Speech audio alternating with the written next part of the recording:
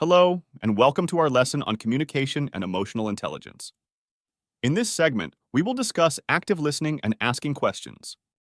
According to the Project Management Institute, PMI, active listening is a skill that helps reduce misunderstanding and results in improved communication and knowledge sharing.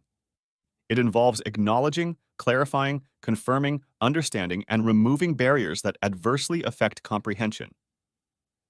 The importance of active listening has been highlighted by various authors, such as Tom Peters, who claim that active listening is a professional achievement achieved only through hard work.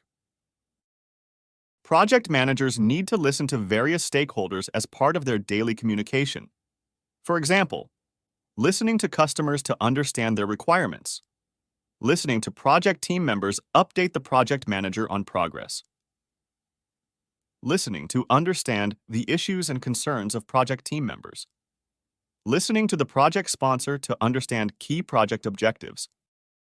Improving listening skills contributes to the overall improvement of the project manager's communication skills and helps build trust and relationships with the team. The PM should, in addition to developing their active listening skills, ensure that within the project environment, team members actively and effectively listen to each other. Listening and hearing are not the same. Hearing does not require concentration, while listening involves attention and concentration.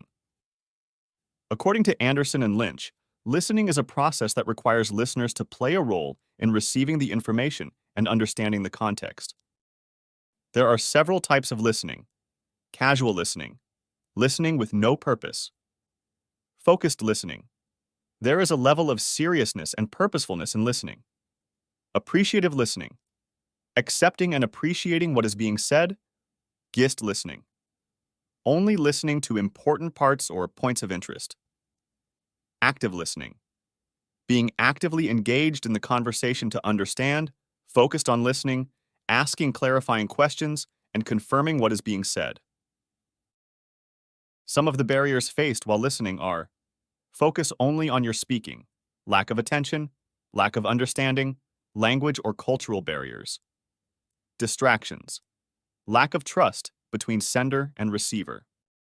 Active listening is a process that requires the listener to follow a set of steps to stay engaged with the person speaking and ensure comprehension of the information sent, thus contributing to an active information exchange. The steps are as follows: paying attention, deciding to listen, removing all distractions, whether physical or mental, being open and deferring any judgments on the topic, and focusing all attention on the speaker. Don't interrupt and show that you are listening.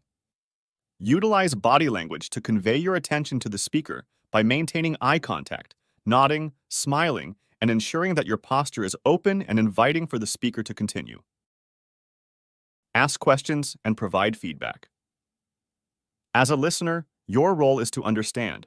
So after the speaker finishes, ask questions to clarify any points, and when everything is clear to you, provide feedback through rephrasing in your own words or summarizing what has been said.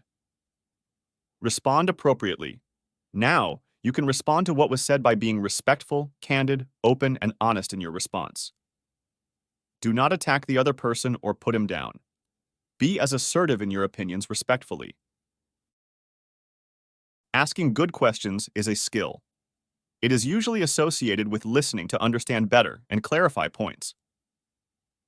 Within a project context, this is done daily as part of managing resources, specifically team members, and stakeholders to get more details on a topic, gain a better understanding of an issue or a problem, have a holistic view of a requirement or a suggested idea, coach or guide a team member to improve performance, encourage people to think creatively and challenge assumptions.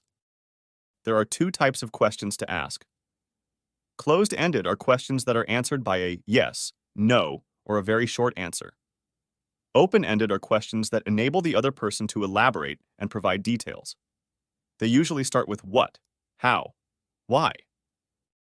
Closed-ended questions are very easy to formulate and come naturally to the mind, but they don't allow the other person to elaborate, and we don't get enough details to allow us to understand further. Open-ended questions encourage the speaker and provided us with more details to help us understand. However, Formulating open-ended questions requires some thought. When asking questions, project managers should ask friendly, clarifying questions.